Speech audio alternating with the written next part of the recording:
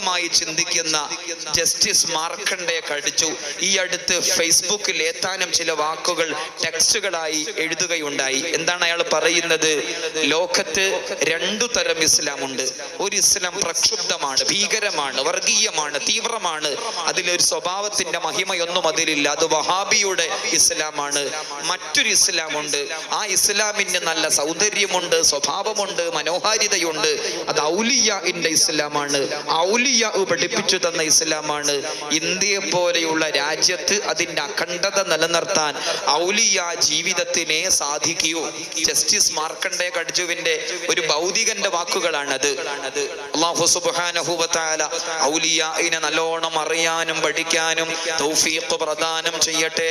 അതുകൊണ്ട് കഴിവിന്റെ പരമാവധി ഈ സദസ്സിന്റെ ബാഹുല്യത്തിന് വേണ്ടി, ഈ സദസ്സിന്റെ നിലനിൽപ്പിന് വേണ്ടി സ്വന്തം സാന്നിധ്യം കൊണ്ടും ശരീരം കൊണ്ടും സമ്പത്ത് കൊണ്ടും മനസ്സുകൊണ്ടും ദുആ കൊണ്ടും നമ്മളെല്ലാവരും ശ്രമിക്കണമെന്ന് സാന്ദർഭികമായി ഉണർത്തുകയാണ്. അല്ലാഹു സുബ്ഹാനഹു വ തആല മഹാന്മാരെ അനുഭവിച്ചുകൊണ്ട് ലോകത്തോട് വിട പറയാൻ നമുക്ക് തൗഫീഖ് പ്രദാനം ചെയ്യട്ടെ.